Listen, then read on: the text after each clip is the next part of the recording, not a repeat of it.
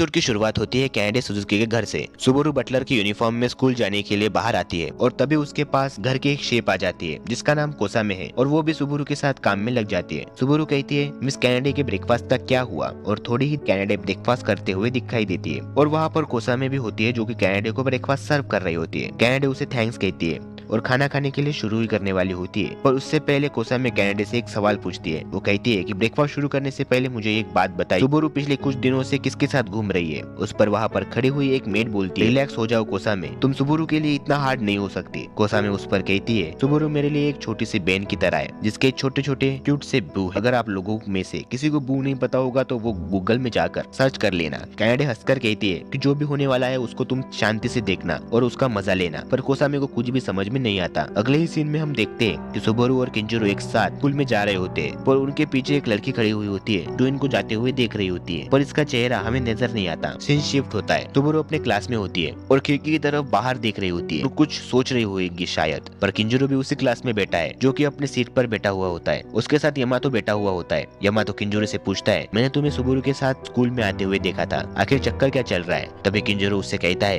कि कोई भी चक्कर नहीं चल रहा है, वो मुझे स्कूल के बाहर मिली थी। और वो मन में ही कहता है कि असल में सुबोरू एक लड़का नहीं बल्कि एक लड़की है और ये बात मुझे पता है, पर लड़की के छूने से मेरी नाक से खून बहता है ये बात भी कैनेडे को पता है और तभी से वो मुझे ब्लैकमेल कर रही है। अगर सुबोरू का राज किसी को पता चल गया तो मेरी शामत है। ये सब किंजरो सोच ही रहा होता है। तभी तमाको किंजरो से रहस्यमय आवाज में कहता है तुम दोनों एक स्पेशल रिलेशनशिप में हो क्या। ये सुनकर किंजरो उसे अपने पास से दूर ढकलता है और कहता है कि ऐसा कुछ भी नहीं है, पर तमाको उसका हाथ नीचे करता है और उसके पास आता है और तभी आवाज में कहता है कि तुम ध्यान से रहो। ऐसा सुनने में आया है कि एस4 ने अपना काम शुरू कर दिया है और उनको जरा भी पसंद नहीं आएगा कि एक मामूली सा लड़का सुबोरू के पास जा रहा है। वो तुमसे नफरत करने लगेंगे और तुम्हें कुछ भी कर सकते हैं। पर तभी किंजरो पूछता है कि एस4 क्या है आखिर, पर तभी तमाको उसको जवाब देते हुए कहता है कि एस4 यानी कि शूटिंग स्टार सुबोरू सामा। वो उनके बारे में आगे बताते हुए कहता है कि ये एक भयानक संगठन है जो कि सुबोरू के काफी खास फैन ने बनाई है और सुबोरू की तरफ हर बार उसकी ध्यान होती है, उनकी नजर होती है और अगर उनको पता चल गया कि तुम उसके साथ ज्यादातर अब रह रहे हो तो वो तुम्हें नहीं छोड़ेंगी। किंजरो मुस्कुराकर कहता है कि ऐसा कुछ भी नहीं होगा। सीन शिफ्ट होता है, किंजरो चल रहा होता है पर कोई उस पर नजर रख रहा होता है, पर किंजरो को कुछ भी नहीं पता होता। तभी किंजरो के पीछे से एक लड़की नकाब पहने जिस पर एस4 लिखा हुआ होता है वो उस पर हमला कर देती है, पर वो ऐसा नहीं कर पाती। उससे पहले ही उसको कोई मारकर गिरा देता है। किंजरो आवाज सुनकर हैरान हो जाता है। तभी उसके पास एक लड़की आती है जो उससे कहती है कि फिक्र मत करो, हम लेट्स वार्मली प्रोटेक्टेड कमेटी से है जो उनको संभाल लेंगे। किंजरो आश्चर्य से पूछता है ये क्या है। तब वो लड़की बताती है कि हम एस4 से अलग हो चुके थे और अब हमारी आजादी संगठन है और अब हम उन्हें रोकते हैं। ये सब बताकर किंजरो को वो पूछती है कि ये सब जाने दो और मेरे एक सवाल का जवाब दो। किंजरो ध्यान से सुन रहा होता है। वो पूछती है कि लेता कौन है और देता कौन है। ये सुनकर किंजरो अपने सर पर हाथ रख देता है। वो थोड़ी ही देर के बाद वहाँ से आगे बढ़ता है। आगे बढ़ने के बाद उसे नजर आता है कि कैनेडे एक जगह पर बैठकर किताब पढ़ रही है। वो उसके पास जाकर खड़ा हो जाता है। कैनेडे उसे पूछती है कि क्या सब आसानी है। किंजरो कहता है कि नहीं, वो भी तुम्हारी वजह से। कैनेडे उसे एक कार्ड देती है ये कहकर कि ये मेरी तरफ से सॉरी है। किंजरो उस कार्ड को ले लेता है और कैनेडे से पूछता है कि ये क्या है। कैनेडे उसे बताती है ये एक बटलर कार्ड है जिससे तुम सुबोरू को कुछ भी करने के लिए कह सकते हो, कुछ भी, और वो मना नहीं कर सकती। उसके बाद कैनेडे किंजरो को कुछ न कुछ एग्जाम्पल देती है और कैनेडे उस एग्जाम्पल को इमेजिन करने लगता है, पर वो होश में आता है और कहता है कि मैं ऐसे घटिया काम नहीं करूंगा, मैं ठरके आदमी नहीं हूँ। पर कैनेडे हंसकर वहाँ से चली जाती है और कहीं जाते हुए कहती है कि चलो क्लास के बाद मिलते हैं। ऐसा कहकर वो वहाँ से चली जाती है। किंजरो क्लास में आता है। वो अपनी सीट पर बैठ जाता है, सुबोरू की तरफ देखता है। सुबोरू जूस पीते पीते बाहर देख रही होती है। किंजरो उसे देखता ही रहता है। सीन फिर से शिफ्ट होता है। किंजरो और सुबोरू एक साथ है। किंजरो से बात कर रहा होता है। वो कैनेडे से कहता है कि तुम अभी भी यहाँ पर नहीं आई। तभी अभी वहाँ से आवाज आती है और वो कहती है कि मैं कैसे आ सकती हूँ क्योंकि ये तुम्हारी फर्स्ट डेट है। डेट का नाम सुनकर किंजरो हैरान हो जाता है। कैनेडे उससे कहती है कि ये तुम्हारी फर्स्ट डेट है और ये सिर्फ तुम्हारी बीमारी भगाने के लिए है। किंजरो कैनेडे से पूछता है कि तुम कहाँ हो, तुम हम पर नजर रख रही हो क्या। वो कहती है कि हाँ, मैं तुम्हारे सामने वाले कैफे में बैठी हुई हूँ, मांगा पढ़ रही हूँ। वो कहती है कि फोन सुबोरू को दो और ऐसा कहकर किंजरो सुबोरू को फोन दे देता है। उसके बाद कैनेडे सुबोरू को कहती है कि तैयार हो जाओ, सबसे पहले तुम अपने कपड़े उतारो। सुबोरू आओ देखती है ना ताओ अपने कपड़े उतार रही होती है और सभी उसके देख रही होते हैं। किंजरो चिंता में है। तभी कैनेडे कहती है कि अंदर जाके कपड़े चेंज करके आओ और सुबोरू अंदर जाकर कपड़े चेंज कर आती है। किंजरो जब उसे देखता है तो वो काफी खूबसूरत लग रही होती है और किंजरो उसकी तरफ आके फाड़ फाड़ कर देखता है। सुबोरू कहती है कि तुम मेरी तरफ ऐसे मत देखो। किंजरो शर्मा जाता है और वो सुबोरू को कहता है कि तुम्हारे ब्रेस्ट काफी बड़े दिख रहे हैं और उसके मन में वो सीन आ जाता है जब वो पहली बार सुबोरू से मिला था। सुबोरू कहती है कि अपने मन में कुछ भी उल्टा सुल्टा मत सोचो। बाद में वो दोनों अंदर चले जाते हैं। सुबोरू को एक मशीन दिखाई देती है जिसमें के अंदर शिप के आकार के टॉय नजर आते हैं। वो किंजोरो से कहती है कि ये कितने क्यूट है। किंजोरो उससे कहता है कि इस मशीन में पैसे डालो और इनमें से एक पकड़ लो। किंजोरो सुबोरू को एक टॉय दे देता है। सुबोरू उसे पाकर काफी खुश होती है क्योंकि सुबोरू ने ऐसा कभी कुछ भी पहले नहीं किया होता। किंजोरो उसकी तरफ देख ही रहा होता है और ये दोनों काफी मजे करते हैं। सीन शिफ्ट होता है और हम देखते हैं कि सुबोरू बेटर इन दोनों के आज का मजा का फोटो देख रही होती है और किंजोरो भी वहीं पर बैठा हुआ होता है। सुबोरू किंजोरो से कहती है थैंक्स और वो कहती है कि मुझे इतना ज्यादा मजा कभी भी नहीं आएगा और इसकी वजह से वो किंजोरो को थैंक्स कहती है। किंजोरो इस पर कहता है कि कुछ भी नहीं होगा। सुबोरू किंजोरो से पूछती है कि तुम्हें जो बीमारी है वो तुम्हें कब से है। उस पर किंजोरो उससे कहता है कि क्या तुम याकामी सकामाची को जानती हो। सुबोरू कहती है कि हाँ, वो एक प्रोफेशनल रेसलर है जिनको नॉकआउट क्वीन भी कहा जाता है। किंजोरो बताता है कि वो मेरी माँ है और मेरी माँ ही नहीं बल्कि मेरी बहन भी रेसलिंग की दीवानी है और इसी वजह से उन्होंने मुझे एक पंचिंग बैग की तरह यूज किया है और इसी वजह से शायद मेरी बॉडी ने ऐसा रिएक्ट किया होगा कि अगर कोई लड़की मुझे छुए तो मेरे नाक से बिना वजह ब्लीडिंग शुरू हो जाए। सुबोरू कहती है इसका मतलब ये है कि ये बीमारी तुम्हारे परिवार की देन है। किंजोरो उस पर कहता है कि नहीं, और एक दिन ऐसा भी आएगा कि मैं किसी लड़की को छू लूंगा और मेरे नाक से ब्लीडिंग नहीं होगी और वो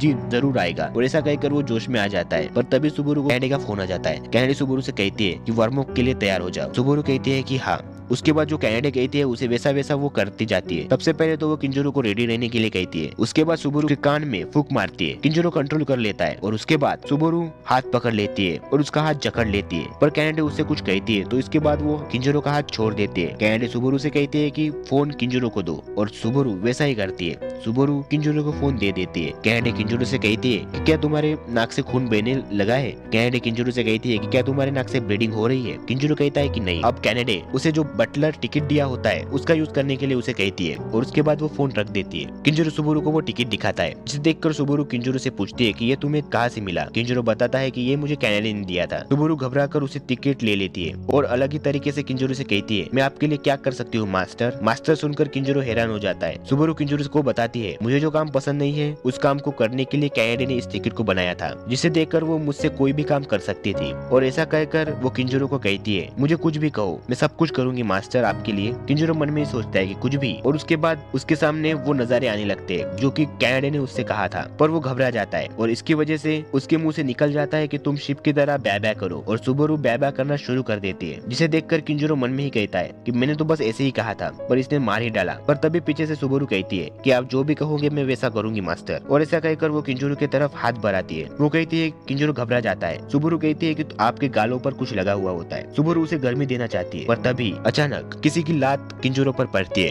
और किंजोरो थोड़ी दूर तक जाकर गिरता है। हम देखते हैं कि वो किंजोरो की बहन है कुरेया। किंजोरो अपनी बहन को देखकर हैरान हो जाता है। किंजोरो उसको पूछता है कि तुम यहाँ पर क्या कर रही हो। कुरेया भी वही कहती है कि मैं भी आपको यही पूछना चाहती हूँ कि आप यहाँ पर क्या कर रही हो। और तभी वो बताती है कि मैंने कई रूमर सुने थे आपके बारे में कि आपको लड़कियां नहीं बल्कि लड़के पसंद है, पर मुझे इसकी बात का बिल्कुल भी यकीन नहीं था। पर जब कई पिछले दिनों से ये लड़का तुम्हें लेने के लिए घर आता है तो मेरा ध्यान तुम दोनों पर आ गया और इसी वजह से आज पूरे दिन में तुम पर नजर रख रही हूँ और मैंने देखा कि कैसे इस लड़के ने लड़कियों के कपड़े पहनकर तुम्हारे साथ डेट पर गई। और उसके बाद कुरेया सुबोरू पर भड़कती है और कहती है कि तुमने मेरे भाई को मुझसे छीनने की कोशिश की। और ऐसा कहकर वो सुबोरू पर हमला कर देती है पर सुबोरू अपना डिफेंस करके उस पर हमला पलट देती है और उसे एक लात मारकर गिरा देती है। कुरेया उठकर रोने लगती है और कहती है कि ये इम्पॉसिबल है और ऐसा कहकर वो वहाँ से रोते रोते चली जाती है। सुबोरू किंजोरो से माफी मांगती है और कहती है कि मुझे माफ कर देना। किंजोरो कहता है कि उसे कुछ भी नहीं हुआ होगा। और तभी वहाँ पर कैनेडी आती है जो कि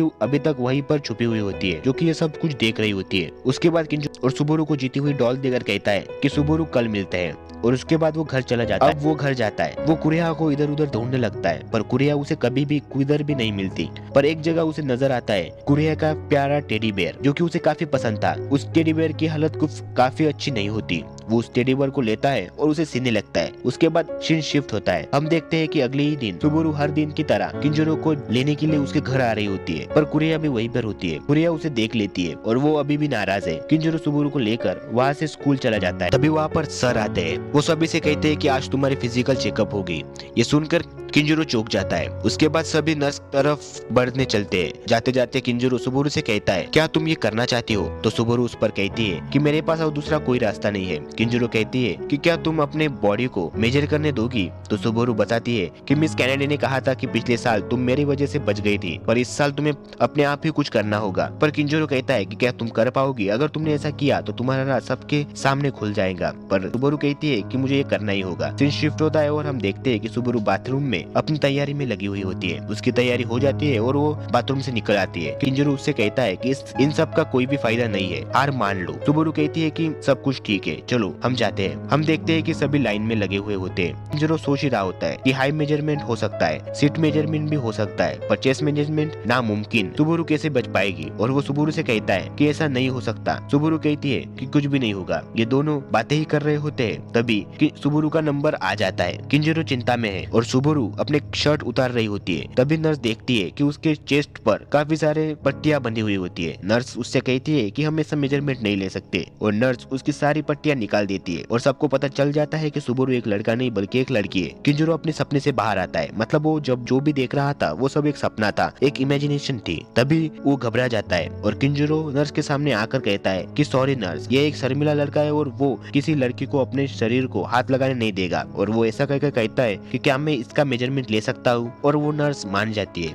और किंजरो सुबोरू मेजरमेंट काफी मुश्किल से लेता है और उसकी नाक से खून भी बहता है। और उसके बाद ही किंजरो का मेजरमेंट लेने का वक्त आता है। नर्स और जब किंजरो सामने देखता है तो वो एक नर्स होती है और वो कहता है कि मेजरमेंट लेने के लिए भी एक औरत। और उसके बाद सुबोरू को पता चल ही जाता है कि उसके नाक से खून बह रहा है और वो काफी मुश्किल में है। सुबोरू उसकी मदद करती है और वो भी नर्स से कहती है कि मैं किंजरो की मदद करना चाहती हूँ, मैं किंजरो की मेजरमेंट लूंगी। और वो नर्स मान जाती है। उसके बाद सुबोरू किंजरो का मेजरमेंट ले लेती है। अगली टेस्ट होती है हार्ट बीट टेस्ट। सब लोग अंदर जा रहे होते हैं हार्ट बीट टेस्ट करने के लिए। तभी किंजरो फिर से इमेजिन करता है कि किस तरह वो अंदर जाएगी और सबको पता चल जाएगा कि वो एक लड़का नहीं बल्कि एक लड़की है। किंजरो इस बार अंदर जाता है और ये चेकअप रोकने के लिए सुबोरू को गले ही लगा लेता है, जिससे उसके नाक से ब्लीडिंग होना शुरू हो जाती है और वो वहीं पर बेहोश हो जाता है। और सभी लड़के उसे देख ही रहे होते हैं। जब उसकी आंखें खुलती है तो वो सुबोरू के गोद में लेटा हुआ होता है और वो तभी किंजरो के गोद में से बाहर आ जाता है। और तभी सुबोरू उसे कहती है कि मैं तुम्हें ट्रीट दूंगी, यानी कि लंच की ट्रीट। और इसके बाद सीन शिफ्ट होता है। किंजरो और सुबोरू ये दोनों टेरेस पर खाना खा रहे होते हैं। पहले तो सुबोरू कंफर्टेबल नहीं होती किंजरो के साथ बैठने में, पर किंजरो कहता है कि कुछ क्या हुआ? तो तभी सुबोरू उसको कहती है कि मेरे पास कभी भी दोस्त नहीं था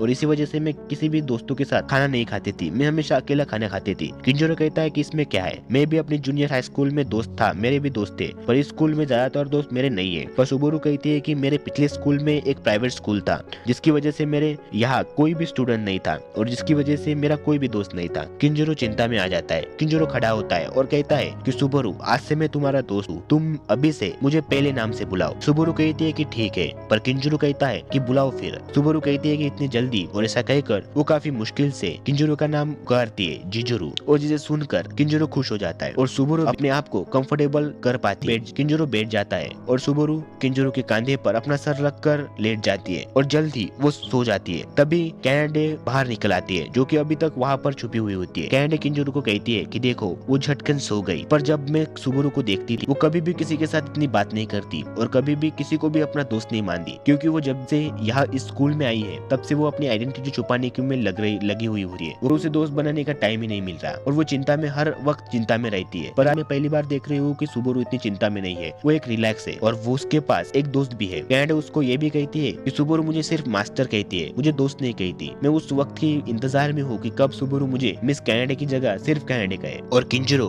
कैनेडे की ये सब बात सुन रहा होता है। बाद सीन शिफ्ट होता है। हम देखते हैं किंजरो घर पहुंच चुका है। वो घर जाता है और कुरेया उसे दिखाई देती है, पर किंजरो इस बार उसे कुछ भी नहीं कहता। वो कहता है कि मैं अपने रूम में जा रहा हूँ, पर कुरेया उसे आते आते एक धक्का दे देती है। वो कहती है कि मैं किसी के प्यार में पड़ चुकी हूँ। किंजरो पूछता है कि किसके प्यार में तुम पड़ चुकी हो, कि वो स्ट्रॉन्ग है और इसी वजह से मैं उसकी दीवानी हो चुकी हूँ। कुरेया कहती है कि वो सुबोरू सानपाई है और जिसे सुनकर किंजरो को काफी धक्का लग जाता है और कुरेया वहाँ से चली जाती है। अब शौक लग चुका है और इसके साथ ही ये एपिसोड खत्म हो जाता है। आगे का एपिसोड के लिए आप इंतजार करिए, पर जाते जाते सब्सक्राइब बटन दबा देना। फिर मिलेंगे दोस्त।